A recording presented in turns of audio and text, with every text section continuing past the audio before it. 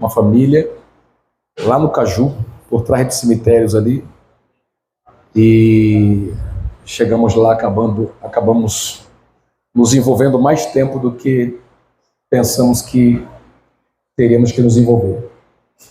E aí ele disse que teria paciência de me esperar, eu vim correndo o máximo que pude para poder compartilhar aquilo que está no meu coração. E eu fico feliz pela palavra que eu pude já receber aqui do pastor Ailton, da pastora Cris. Sei que os irmãos estavam em pleno banquete e é minha intenção colocar um pouco mais de alegria e de fé no coração dos irmãos com a ajuda do Espírito Santo de Deus. Amém?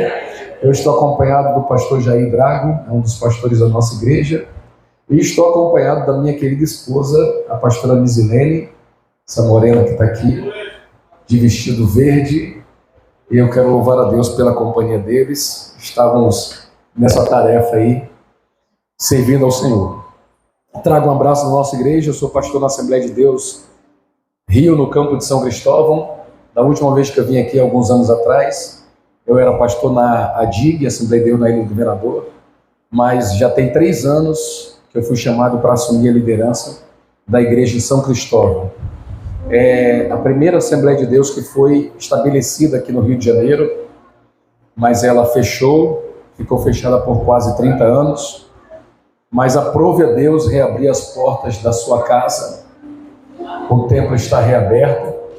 Um grupo de 7 irmãos fez o primeiro culto outra vez, há 4 anos e meio atrás, e agora já somos um pouco mais de 200 pessoas servindo a Deus naquele lugar. Eu queria pedir que você, sentado como está, abrisse a sua Bíblia comigo no livro do profeta Isaías, capítulo 2, verso de número 2, e eu vou ler para ganhar tempo. E acontecerá nos últimos dias, não é uma coisa para o tempo de Isaías, é uma coisa para os últimos dias. E acontecerá nos últimos dias que se firmará o monte da casa do Senhor. Veja aonde ele vai se firmar: por cima dos outeiros. Essa é uma linguagem antiga, mas eu explico para os irmãos. Outeiro é um nome que se dá a grandes montes. Então o monte da casa do Senhor se firmará por cima dos outeiros, por cima dos grandes montes. E a ele concorrerão todas as nações. Virão muitos povos e dirão: vinde, subamos ao monte do Senhor, à casa do Deus de Jacó. Pode abaixar um pouquinho aqui?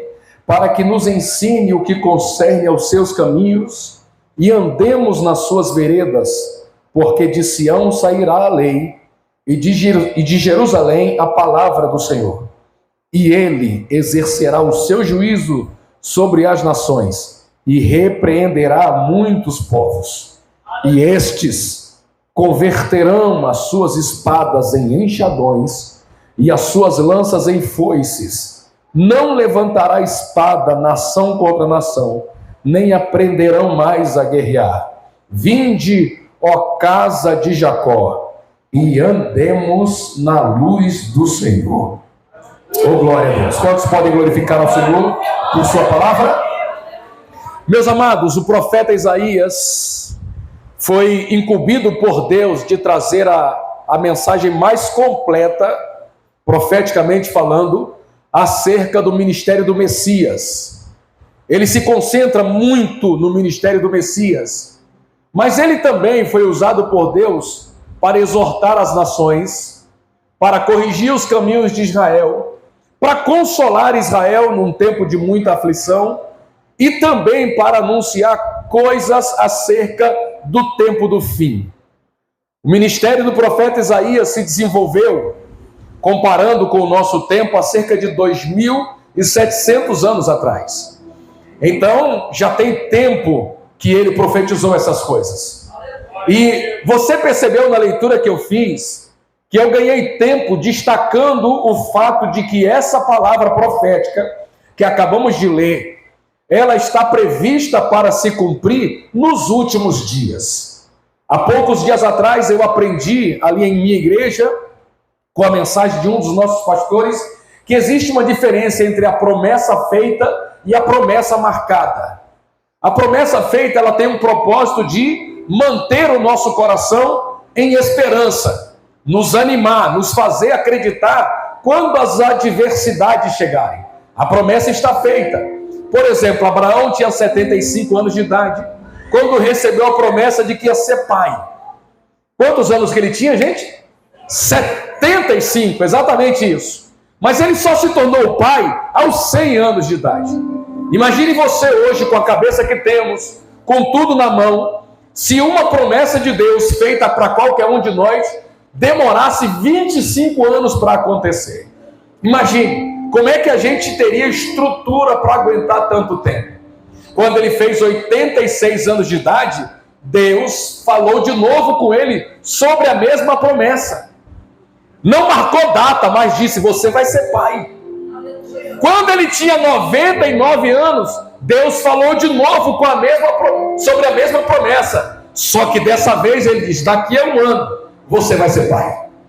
A promessa não estava só feita, a promessa agora estava com data marcada. Era um prazo de um ano, você vai carregar seu filho no colo. Ele sorriu porque ele já tinha na época um menino, um arranjo que ele fez com sua esposa, um rapaz chamado Ismael, e Deus falou para ele, não estou falando de Ismael, eu estou falando de um filho que a tua mulher Sara vai ter. E Sara sorriu, porque ela era uma mulher de 90 anos de idade. Ela sorriu. Há muito tempo que os costumes de mulher que ela tinham se encerrado. E quando ela riu, Deus perguntou para ela dentro da tenda, Deus perguntou para ela, ô Sara, está rindo de quê? Não ri não. Você riu sim. Não ri, você riu. Por que você está rindo? Aí ele disse para ela, pois então anote você também, Sara. Daqui a um ano, segundo o tempo da vida, você vai ter um menino no seu colo. A promessa estava marcada. E o que você leu comigo aqui é uma promessa que foi feita, como eu disse, há 2.700 anos. Qual é o propósito de se fazer uma promessa com tanta antecedência assim? Primeiro, manter o coração dos homens animado com Deus, na esperança de que no final Deus fará cumprir tudo aquilo que falou. Mas observe que o profeta foi cuidadoso em dizer que esta promessa aqui, ela se cumpriria nos últimos dias. Não é uma promessa para o tempo de Isaías, até porque, se você for ler o livro de Isaías, você vai notar que ele muitas vezes profetizou, por exemplo, a ruína de Jerusalém. Como é que alguém que disse no capítulo 2 do seu livro, que o monte do Senhor estará acima de todos os montes, logo em seguida vai dizer que Israel vai ser conquistada por uma nação estrangeira? Ia parecer incoerência se ele não tivesse tido o cuidado de dizer, aqui no começo do seu livro, que essa promessa era para os últimos dias. Essa expressão últimos dias, ela foi colocada na boca de alguns homens de Deus.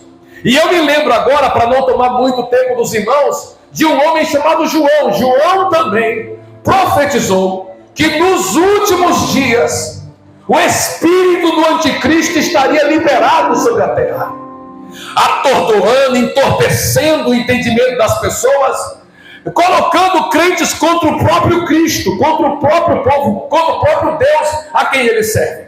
Isso, o espírito do anticristo. Então, os últimos dias são dias em que no mundo e na linguagem profética nós precisamos examinar com cuidado.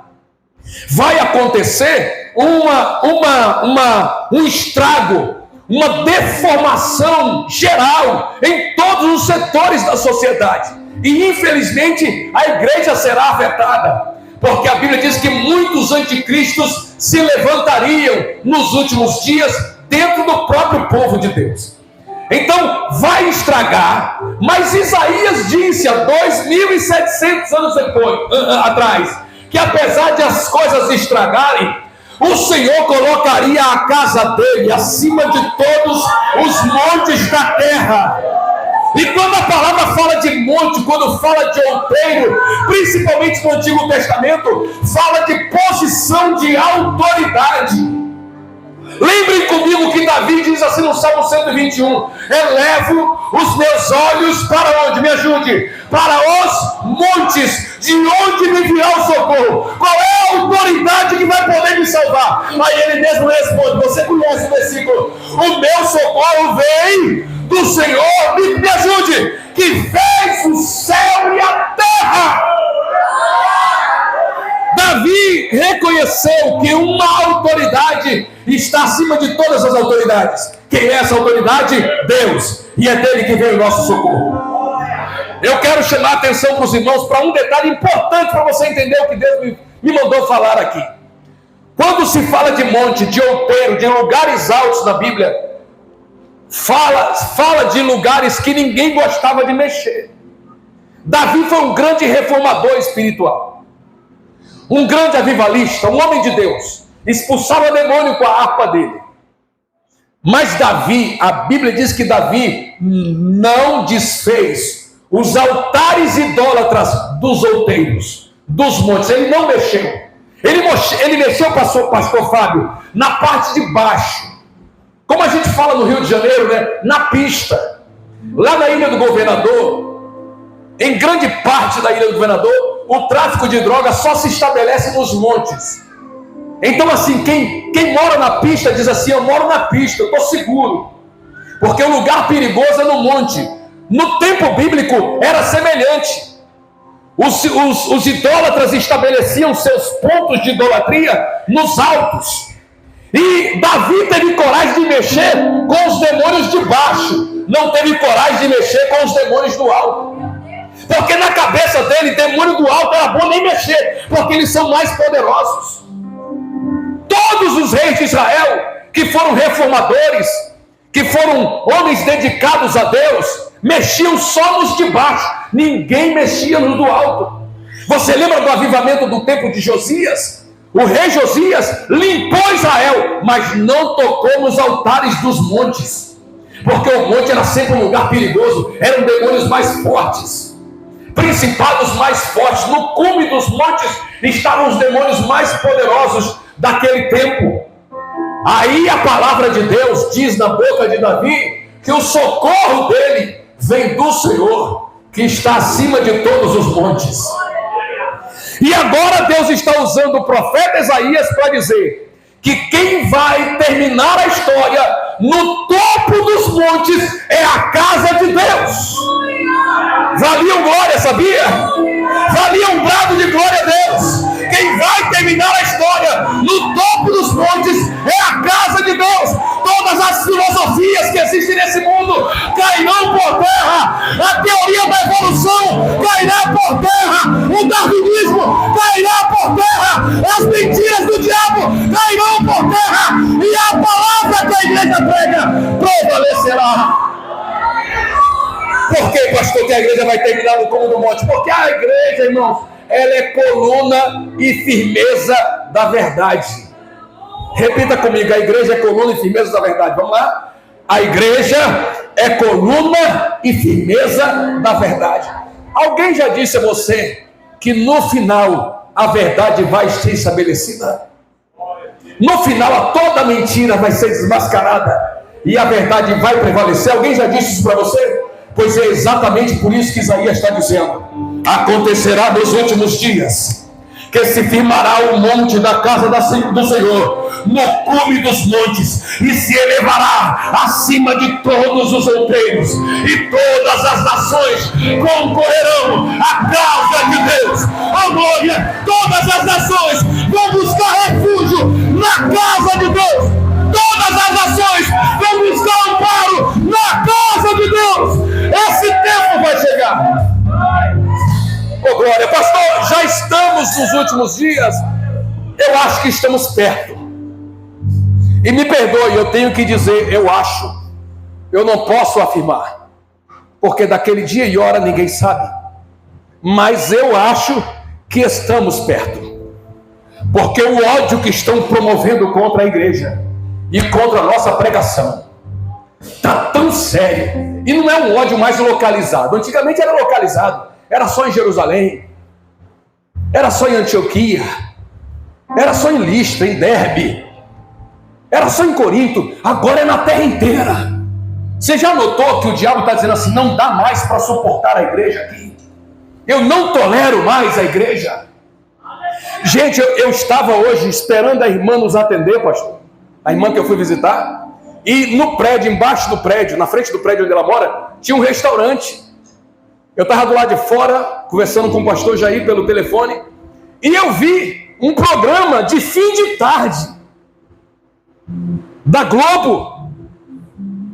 Um programa de fim de tarde com duas mulheres se lambendo. Fim de tarde, gente. Se lambendo. E uma pregação dessa, uma crítica dessa que eu estou fazendo em cima do altar, pode se transformar num processo contra mim hoje em dia. Porque ninguém aguenta mais o que a gente prega. Porque parece que o que a gente prega não se aceita mais, só que não tem jeito. Isaías deixou bem claro, vão se virar para um lado, para o outro, vão arrancar as calças pela cabeça, mas no final, quem vai estar no topo do monte é a casa de Deus. Oh glória, fique de pé comigo e dê aquele brado de glória. No final, quem vai estar no topo do monte é a casa de Deus. E todo mundo vai ver que a palavra do Senhor é verdade na nossa boca. Não tem jeito. Eu sei que as pessoas não querem se render ao que Deus está prometendo hoje na sua palavra. Mas se você acredita ou não, é o que vai acontecer. No final, quem vai estar no cume do monte é a casa de Deus. Deus deu uma visão a Isaías. Isaías viu nações. E quando ele fala nações, ele está dizendo de gente que não acreditava no que a gente acredita. Gente que não confiava no que a gente confia. Gente que não entendia como a gente entende. Mas de repente a luz do Senhor estará na consciência dessas pessoas. Escute, porque isso aqui é terra profética. E essa noite é uma noite profética. Algumas pessoas que não entendem como você entende, que não creem como você crê, vão ser alcançadas pela luz do Senhor. Oh glória, vou dizer, me leva até a casa do Senhor.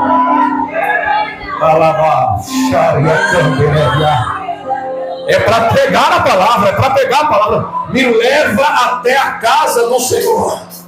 As espadas serão transformadas em enxadões. Aquele espírito de contenda dentro da tua casa será repreendido. E o Senhor vai trazer harmonia e vai converter o coração das nações para o Senhor. Esse mesmo profeta, no comecinho do seu livro, ele diz: a casa do Senhor terminará a história no cume dos montes. E lá no capítulo 61, ele diz assim, pastora Cris: levanta-te e resplandece, porque já vem a tua luz, e a glória do Senhor vai nascendo sobre ti, porque as trevas cobriram a terra, e a escuridão cobriu os povos, mas sobre ti o Senhor virá surgindo, e a sua glória virá sobre ti, e as nações andarão debaixo da tua luz. Quem pega, quem recebe, quem toma posse, as nações andarão debaixo da tua luz. Você só precisa de uma coisa: se posicionar. Só isso. Você tem promessa. O tempo do cumprimento está chegando. Você só precisa se posicionar. Vou repetir: você tem promessa. O tempo do cumprimento está chegando. Você só precisa se posicionar. Oh glória, vou dizer a terceira vez para ver se entra. Você tem promessa. O tempo está chegando. Você só precisa se posicionar. Oh glória, levanta-te, levanta-te, levanta-te, levanta-te, resplandece, porque já vem essa luz, e a glória do Senhor vai nascendo sobre ti. Oh glória,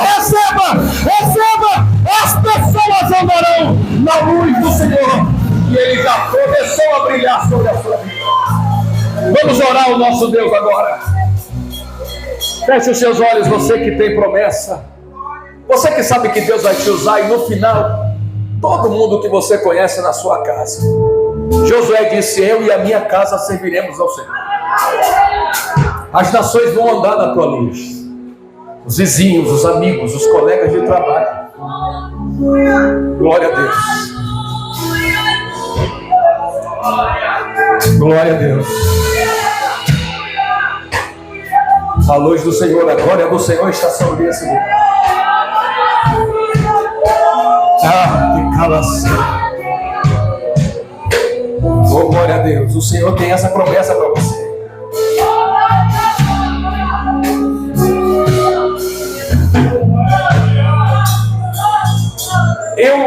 Eu já terminei, mas eu queria só dizer isso para você. A expressão as nações vão procurar a casa do Senhor. Ela quer dizer o seguinte: concorrentes, nações eram concorrentes, disputavam pelo topo. E o Espírito de Deus me autoriza a dizer que até quem está concorrendo com você. Em que sentido o senhor diz isso, pastor? Pense numa casa em que o acordo não acontece.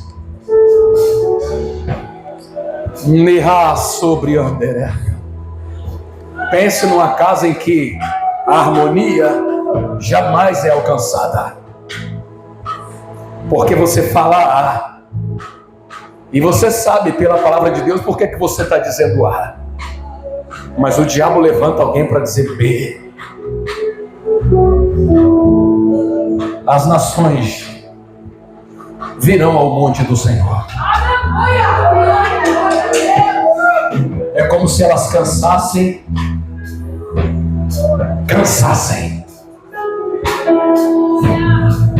de tentar vencer a verdade que está na tua boca e se rendessem a essa verdade e dissessem: Judá, me leva no monte da casa do Senhor.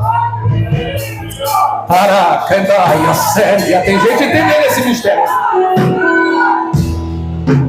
Oh, glória. Pastor Fábio, pastor Ailton, pastora Cris, em nome de Jesus, prepara o coração, porque vai ter gente dizendo: pastor,